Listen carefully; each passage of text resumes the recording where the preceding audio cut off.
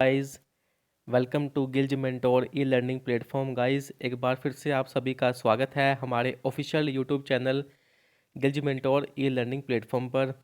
तो गाइस, आज हम 10,000 हिस्ट्री के इम्पोर्टेंट एमसीक्यूज़ की जो सीरीज़ है उसका पार्ट नंबर 11th करने जा रहे हैं। अगर आपने इससे पहले हुई अपलोड वीडियोस को नहीं देखा है तो आप उनको भी जाकर देखिए। हमारे चैनल पर इसकी एक प्लेलिस्ट बनी हुई है, ठीक है गाइस, उसे ज्वाइन करिए। वो आपके सभी एग्ज़ाम्स के लिए वेरी इंपॉर्टेंट क्वेश्चंस हैं गाइस। जैसा कि आपके अपकमिंग एग्ज़ाम्स हैं लाइक एनटीपीसी और पंजाब के जितने भी एग्ज़ाम होने वाले हैं उन सभी के लिए ये क्वेश्चन जो है वो काफ़ी इंपॉर्टेंट होने वाले हैं। तो इसलिए दोस्तों इस वीडियो को बिल्कुल लास्ट तक देखिएगा, किसी भी स्टेप को मिस ना करिए। और अगर अच्छी लगे सॉरी, तो इसे ज़्यादा से ज़्यादा शेयर भी कीजिए। तो गाइज़, आज हम जल्दी से स्टार्ट करने जा रहे हैं, ठीक है गाइज़। हिस्ट्री के एमसीक्यूज़ पार्ट नंबर 11th है। अगर आप हमारे इस चैनल पर पहली बार विजिट कर रहे हो तो इसे सब्सक्राइब करिए और साथ में दिया हुआ नोटिफिकेशन बेल को क्लिक करना मत भूलिएगा, ताकि आने वाली सभी तरह की नोटिफिकेशंस आपके मोबाइल और पीसी पर सबसे पहले पहुंच सकें। तो गाइस, अगर आपने बिल्कुल फ्री ऑफ घर बैठे टेस्ट सीरीज़ और स्टडी मटेरियल चाहते हो तो हमारी ऑफिशियल वेबसाइट gilgementortest.com पर भी आप विजिट करिए। वहाँ पर आपको free of cost study material upload कर दिया गया है आपके लिए। और गाइस, हमारा जो ऐप है गिल्ज मेंटोर ई लर्निंग प्लेटफॉर्म, उस पर भी दोस्तों आप इसे डाउनलोड करिए और इंस्टॉल करिए, जहाँ पर हम पंजाब के सभी एग्ज़ाम्स की प्रेपरेशन करवा रहे हैं बहुत ही बेहतरीन तरीके से।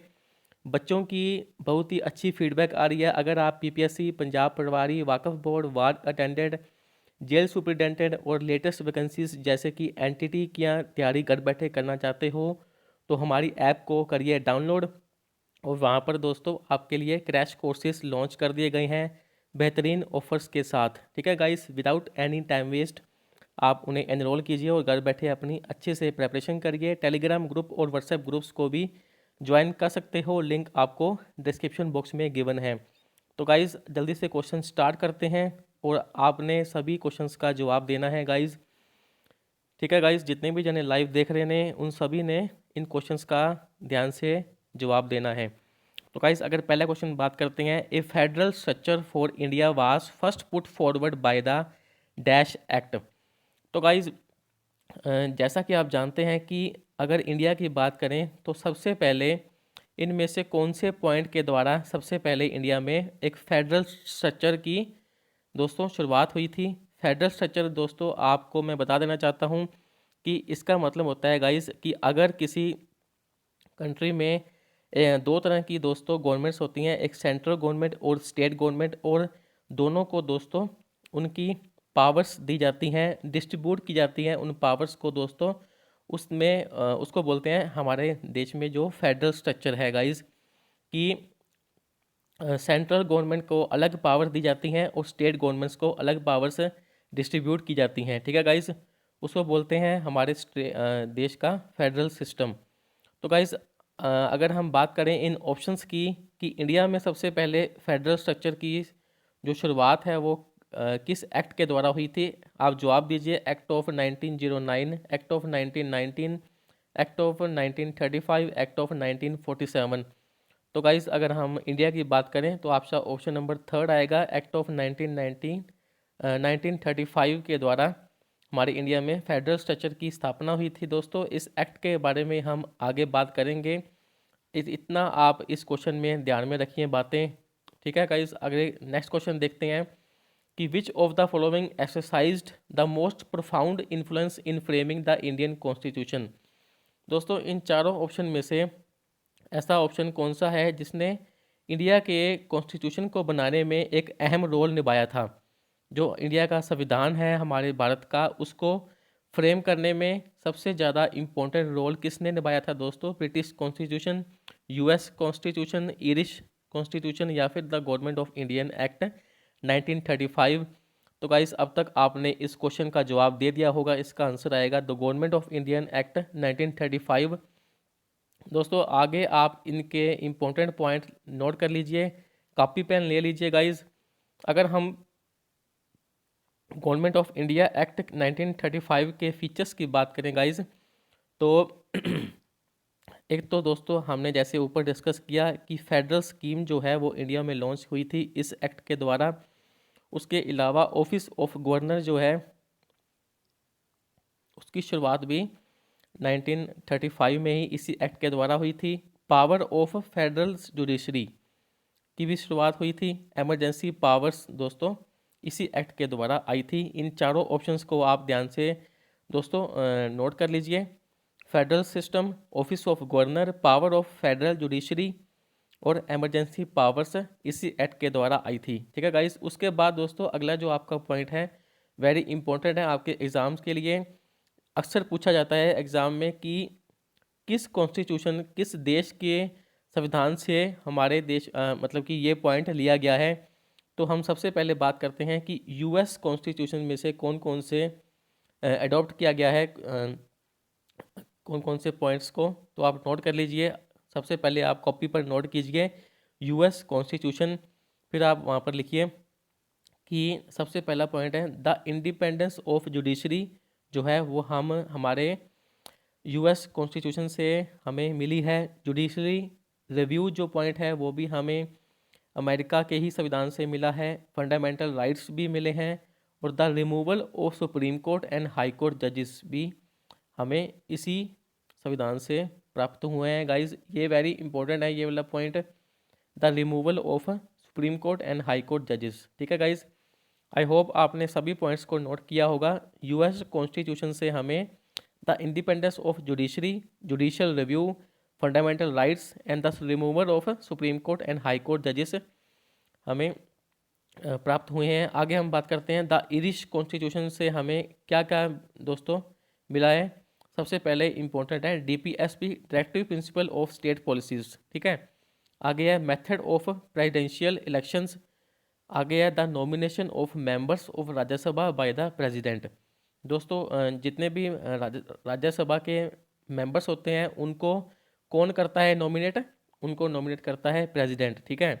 और ये पॉइंट भी हमने ईरिश कॉन्स्टिट्यूशन से लिया गया है। आप नोट कर लीजिए, सामने लिखिए ईरिश कॉन्स्टिट्यूशन, उसके बाद लिखिए DPSP, directive principles, method of presidential elections and the nomination of members of Rajya Sabha by the president. ठीक है। आगे बात करते हैं थर्ड क्वेश्चन की, how does the constitution of India describe India as. दोस्तों इंडिया के संविधान में इंडिया को क्या डिस्क्राइब किया गया है, a federation of states and union territories, a union of states, Bharatvarsh, a federal nation. तो गाइस अब तक आपने जवाब दे दिया होगा। इंडिया के संविधान में इंडिया को बताया गया है ए union of states, option number second आएगा गाइस। ठीक है। आगे बात करते हैं गाइस, आगे हमारा जो बात कर लेते हैं गाइस कि हमारा संविधान जो है वो क्या डिक्लेयर करता है कि इंडिया एक क्या है दोस्तों, सोवर्जन, सोशलिस्ट, सेकुलर और डेमोक्रेटिक रिपब्लिक है। ठीक है गाइज।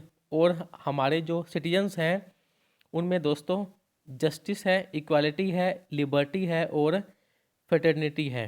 ठीक है गाइज, ये आपने पॉइंट ध्यान में रखने हैं कि इंडिया के संविधान के द्वारा गाइज जो इंडिया है वो एक सोवर्जन कंट्री है, सोशलिस्ट कंट्री है, सेकुलर है, डेमोक्रेटिक है, डेमोक्रेटिक रिपब्लिक है। ठीक है गाइज।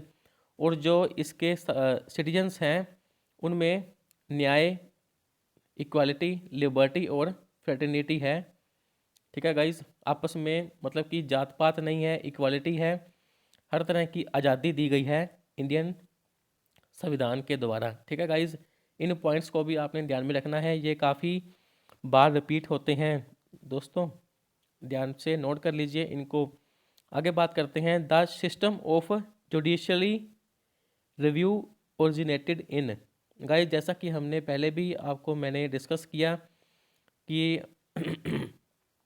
एग्ज़ाम में ऐसे पॉइंट बहुत ज़्यादा पूछे जाते हैं कि कौन सा पॉइंट किस कंट्री के संविधान से लिया गया है। जैसे हमने पहले डिस्कस किया, हमने ये भी पढ़ा था गाइस कि जुडिशरी रिव्यू जो है जो हमने यूएसए से प्राप्त किया है या हमें मिला है। ठीक है गाइस, तो जुडिशरी रिव्यू हमें यूएसए से मिला है। ठीक है गाइज, हमने पहले भी डिस्कस किया था, इसके बारे में कुछ ज़्यादा हमने डिटेल में नहीं पढ़ना है क्योंकि इससे ज़्यादा नहीं आता। आगे बताइए 5वां क्वेश्चन, प्रिवेंटिव डिटेंशन मीन्स। दोस्तों एक टर्म है प्रिवेंटिव डिटेंशन का मतलब बताइए आप।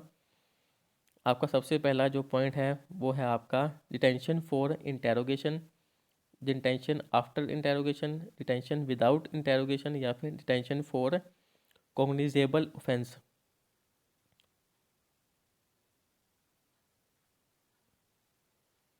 गाइस 5वें का आपका आंसर आएगा detention without interrogation. Guys preventive detention का मतलब होता है detention without interrogation.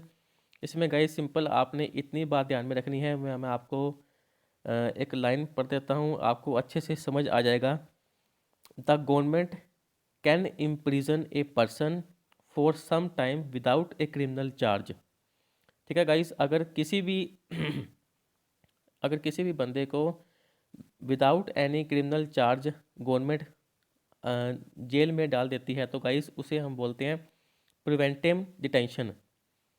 Preventive detention आप ध्यान से नोट कर लीजिए। अगर इंग्लिश में बात करें तो डिटेंशन विदाउट इंटेरोगेशन, किसी भी जांच पड़ताल के बिना किसी को भी जेल के अंदर डाल देना विदाउट एनी क्रिमिनल चार्ज, तो उसे बोलते हैं गाइज हमारा प्रिवेंटिव डिटेंशन।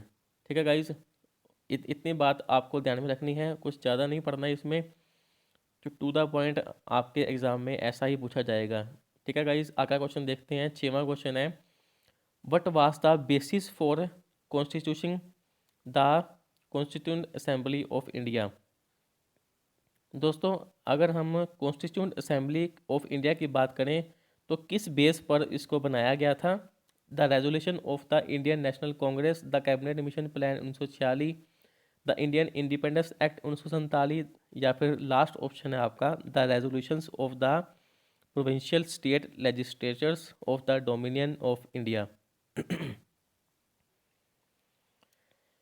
तो गाइस अगर हमारे कॉन्स्टिट्यूंट असेंबली की बात करें गाइस तो इसे बनाया गया था, क्वेश्चन नंबर 2 आएगा आपका द कैबिनेट मिशन प्लान 1946 के टाइम पर। थोड़ा सा इसके बारे में जान लेते हैं गाइस। उससे पहले अगर दोस्तों आपने हमारा गारंटी वाला कोर्स एनरोल नहीं किया है तो आज ही एनरोल कीजिए। Punjab Patwari, Punjab police, SI, cooperative banks और जेल सुपरिटेंडेंट के जो हमारे कोर्सेस हैं वो एनरोल कर लीजिए। हमारे जो आपके लिए बेहतरीन कोर्सेज को दोस्तों हमारी ऐप पर इंस्टॉल कर दिया गया है।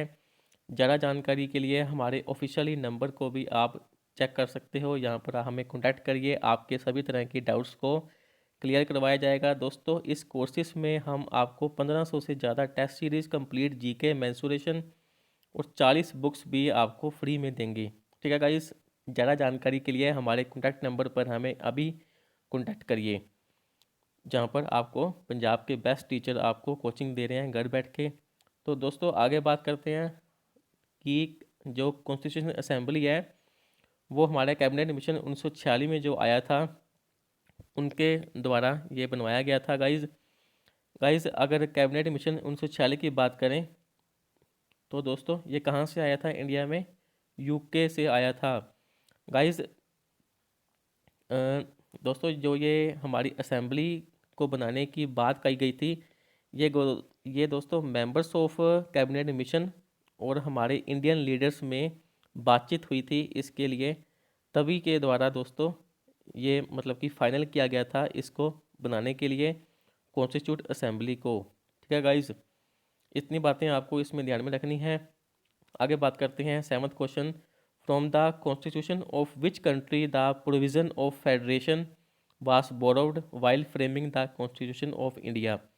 गाइस सिंपल आपको बात पूछी गई है कि जो प्रोविज़न ऑफ फेडरेशन है वो इनमें से किस कंट्री से बोरोड किया गया है या फिर लिया गया है, यूएसए, यूके, कनाडा या फिर स्विट्ज़रलैंड।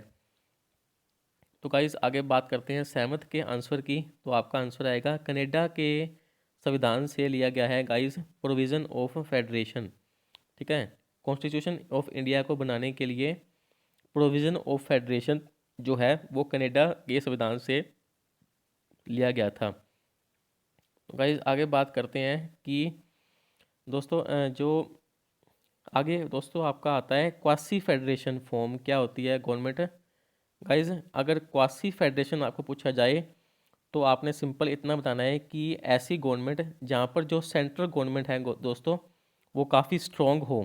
जैसा हमने पहले दोस्तों डिस्कस किया था ना कि जो फेडरेशन स्ट्रक्चर होता है उसमें क्या होता है, एक तो सेंट्रल गवर्नमेंट होती है, एक होती है स्टेट गवर्नमेंट, जिनको उनकी पावर्स के बिहाफ पर उनकी जो पावर्स हैं वो डिस्ट्रीब्यूट की जाती हैं।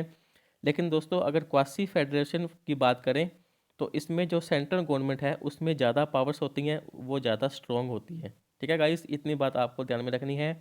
अगर आपको पूछा जाए quasi federal form of government की, तो जिसमें सेंट्रल गवर्नमेंट काफ़ी स्ट्रॉन्ग होती है। ठीक है, एक स्ट्रॉन्ग सेंट्रल गवर्नमेंट होती है उसे बोलते हैं quasi federation form of government. आगे बात करते हैं एट्थ क्वेश्चन की, who among the following was not a member of the constituent assembly establish in July 1946। दोस्तों इसमें आपने बताना है कि इन चारों में से कौन दोस्तों कॉन्स्टिट्यूशन असेंबली का मेंबर नहीं था जुलाई 1946 में। तो दोस्तों आप बताइए आंसर क्या आएगा, डॉक्टर राजेंद्र प्रसाद, के एम मुंशी, महात्मा गांधी या फिर अबुल कलाम आज़ाद। दोस्तों जब कॉन्स्टिट्यूंट असेंबली 1946 जुलाई को मनाई गई थी तब इनमें से कौन ऐसा मेंबर था जो मतलब कि कौन सा ऐसा पॉइंट है जो असेंबली का तब मेंबर नहीं था। तो आपका आंसर आएगा गाइस महात्मा गांधी थे, जो उस टाइम हमारे कॉन्स्टिट्यूशन असेंबली के मेंबर नहीं थे। तो दोस्तों आपने नोट करने हैं कि कौन कौन थे। ठीक है गाइस, नोट करिए जल्दी से कॉपी पेन लेकर।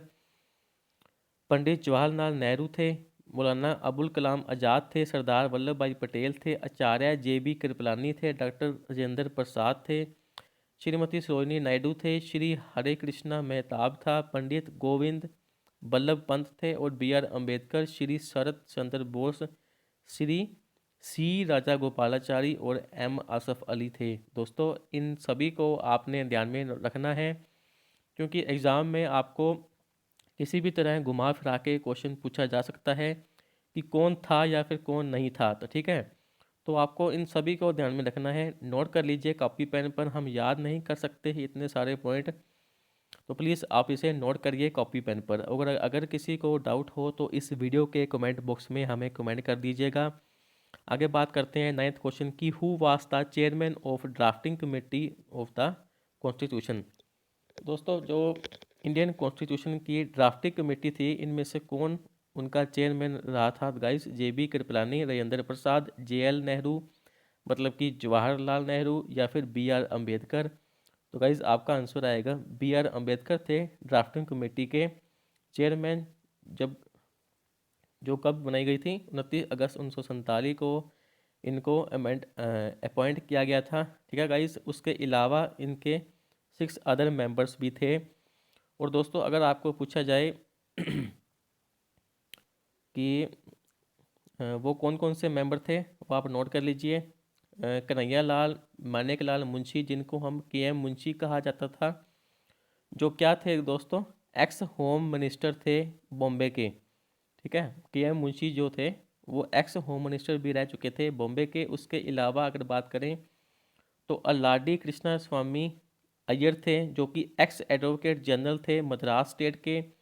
N गोपाल स्वामी अय्यर नगर थे, जो कि एक्स प्राइम मिनिस्टर थे JNK के। और उसके बाद थे दोस्तों नेहरू कैबिनेट के भी मेंबर रह चुके थे ये। BL मित्तर थे दोस्तों, जो कौन थे, एक्स एडवोकेट जनरल थे इंडिया के। MD सादुल्ला थे दोस्तों, जो कि ex chief minister of Assam थे और मुस्लिम लीग के मेंबर भी रह चुके थे। और DP खेतान थे, जो कौन थे, son of Khetan business family and renowned lawyer थे। और दोस्तों अंत में वेरी इंपॉर्टेंट है एक हमारे, अगर आपको पूछा जाए कि कॉन्स्टिट्यूशनल एडवाइज़र कौन थे, तो वो थे दोस्तों बंगाल नरसिंह राव या फिर BN राव। दोस्तों जो BN राव थे वो फर्स्ट इंडियन जज थे इंटरनेशनल कोर्ट ऑफ जस्टिस में, जिनका टाइम पीरियड था 1950 से लेकर 1954 तक। तो गाइस अभी आपको मुझे बताना है कमेंट करके कि इंटरनेशनल कोर्ट ऑफ जस्टिस का हेडक्वार्टर कहाँ पर है। आगे बात करते हैं 10th क्वेश्चन का। India is a Republic because, India एक रिपब्लिक देश है क्योंकि it is democratic country, it is parliamentary democracy, the head of state is elected for a definite period, या फिर all of these. Guys India Republic क्यों है? क्योंकि the head of the state is elected for a definite period. दोस्तों Republic में मतलब होता है कि किसी तरह का कोई भेदभाव नहीं है। ये अगर कोई भी स्टेट का हेड है वो इलेक्ट किया जाता है तो वो एक डिफाइनाइट पीरियड के लिए किया जाता है, मतलब कि हर किसी को यहाँ पर मौका दिया जाता है अपनी काबिलियत दिखाने का, अपना मतलब कि किसी भी तरह का जात धर्म का हमारे पास दोस्तों मतलब ऊंच नीच नहीं अपनाई जाती। ठीक है गाइस, तो आगे बात करते हैं आगे क्वेश्चन की। Who was the constitutional adviser to the constitute assembly. देखिए गाइज हमने अभी डिस्कस किया, ये वेरी इंपॉर्टेंट क्वेश्चन है, ये क्वेश्चन आ ही चुका है इस वीडियो में। तो हमने कौन सा क्वेश्चन पढ़ा था? Sir B.N. राव थे constitution adviser to the constituent assembly of India. ठीक है गाइस, याद रखिए ये इंटरनेशनल कोर्ट ऑफ जस्टिस के पहले इंडियन जज थे 1950 से लेकर 1954 तक। ठीक है गाइस, इसके अलावा गाइस ये एक इंडियन ब्यूरोक्रेट्स थे, जूरिस्ट थे, डिप्लोमेट थे। ठीक है गाइस, और इन्होंने कॉन्स्टिट्यूशन ऑफ इंडिया के ड्राफ्ट करने में भी काफ़ी हेल्प की थी, इम्पोर्टेंट रोल प्ले किया था। तो दोस्तों इन्होंने इंडिया को रिप्रेजेंट भी किया था किसके द्वारा? किस में? यूनाइटेड नेशन सिक्योरिटी काउंसिल में 1950 से लेकर 1952 तक इन्होंने इंडिया को रिप्रेजेंट भी किया था। याद रखिए ये पॉइंट भी इम्पोर्टेंट है। ठीक है, तो आगे आगे तो हमने ये पढ़ लिया है कि इनको कॉन्स्टिट्यूशनल एडवाइज़र कहा जाता था, मतलब कि बने थे। ठीक है गाइज, और उस टाइम पर दोस्तों हमारे असेंबली के प्रेसिडेंट कौन थे? वो थे डॉक्टर राजेंद्र प्रसाद। ठीक है, जब हमारा कॉन्स्टिट्यूशन ड्राफ्ट किया गया था। ठीक है गाइज, आगे बात करते हैं। Which of the following countries has introduced direct democracy. Guys अगर पूछा जाए कि आपको इनमें से कौन सी ऐसी कंट्री है, इंडिया, रशिया, फ्रांस या फिर स्विट्ज़रलैंड, जिन्होंने डायरेक्ट डेमोक्रेसी को इंट्रोड्यूस किया था, तो आपका आंसर आएगा दोस्तों ऑप्शन नंबर 4, स्विट्ज़रलैंड। ठीक है, इसमें आपको सिर्फ इतनी बात ही ध्यान रखनी है कि डायरेक्ट डेमोक्रेसी को इंट्रोड्यूस किसने किया था? स्विट्ज़रलैंड ने, स्विट्ज़रलैंड के संविधान ने। ठीक है, तो आगे बात करते हैं। Is who was the president of the republic of India who consistently described Indian secularism as सर्वधर्म समभाव? Doctor S Radhakrishnan, Zakir Hussain, doctor Rajendra Prasad या फिर ज्ञानी जैल सिंह। दोस्तों आपने बताना है कि दोस्तों इंडियन सेकुलरिज्म इज़ ए सर्वधर्म संभव, जब ये स्लोगन बोला गया था तब हमारे इंडिया का प्रेसिडेंट कौन था?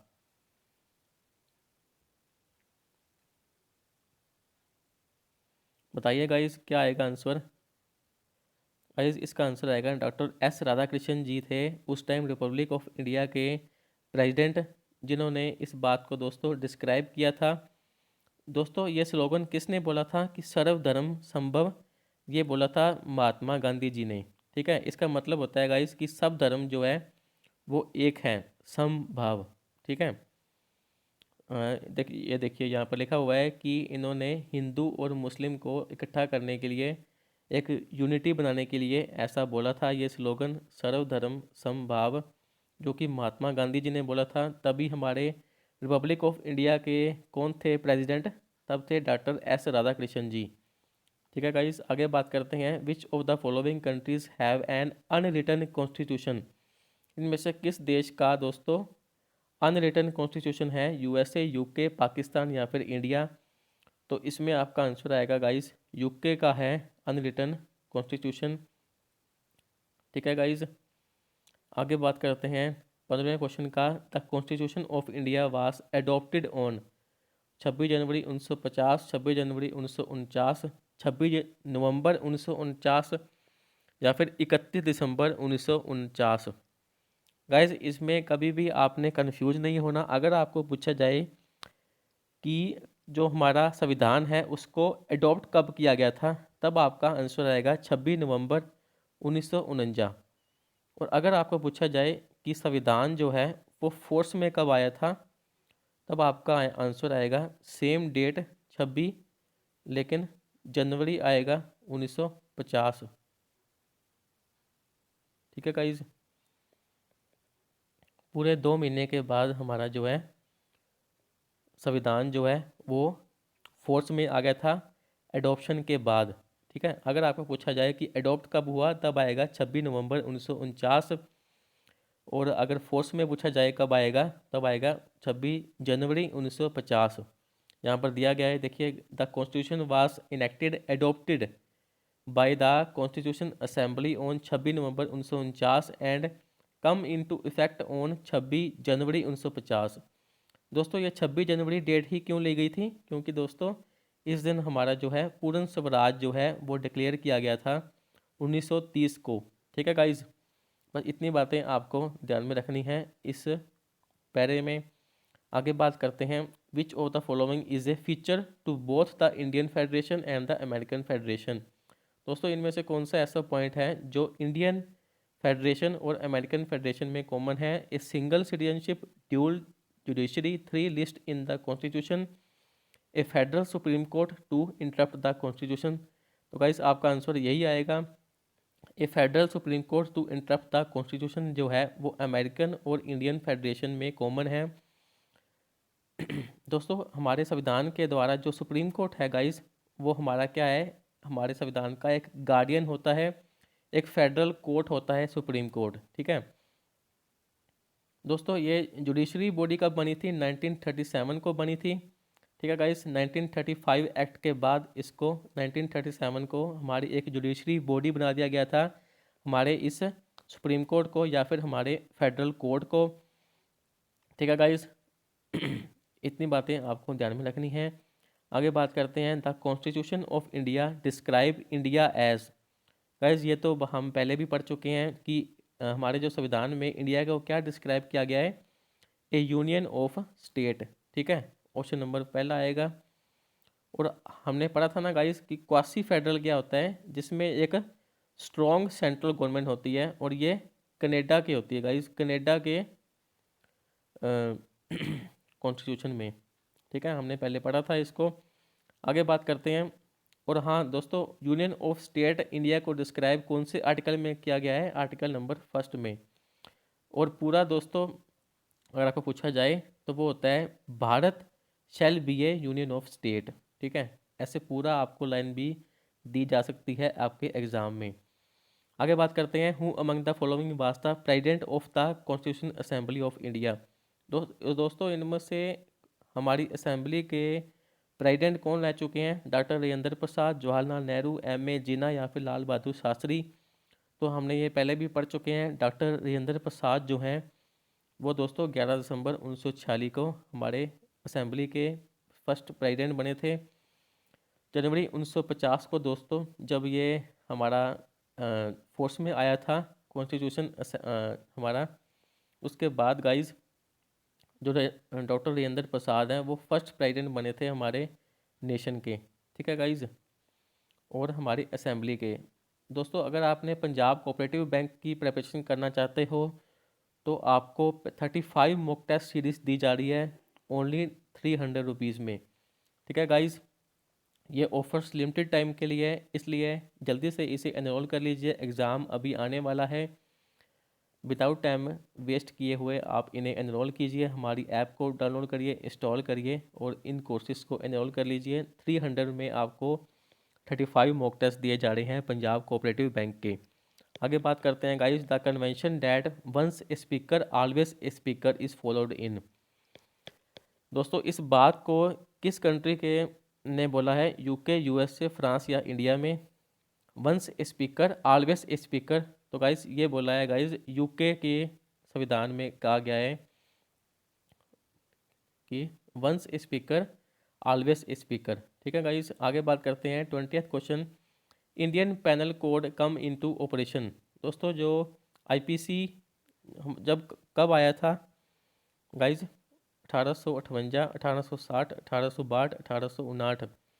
तो गाइज अगर इंडियन पैनल कोड की बात करें तो आया था 1862 ईस्वी में। ये दोस्तों क्या है, हमारा एक मेन क्रिमिनल कोड है इंडिया का। दोस्तों 1960 को इसमें ड्राफ्ट किया गया था, और अगर फोर्स की बात करें ये कब आया था, तो ये आया था 1862 ईस्वी में। ठीक है गाइस, इसको काफ़ी बार अमेंड किया जा चुका है।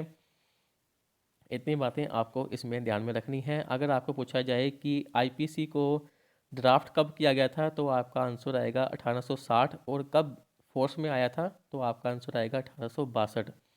ठीक है गाइस, अगर आप पंजाब पुलिस की तैयारी कर रहे हैं तो ऐसा ही बैच को आप ज्वाइन कीजिए, जहाँ पर आपको बिल्कुल free of cost e books दी जाएंगी। डेली क्लासेस लगाई जाती हैं मॉर्निंग टू इवनिंग, जहाँ पर आपको दोस्तों फ्री टेस्ट सीरीज भी अवेलेबल है।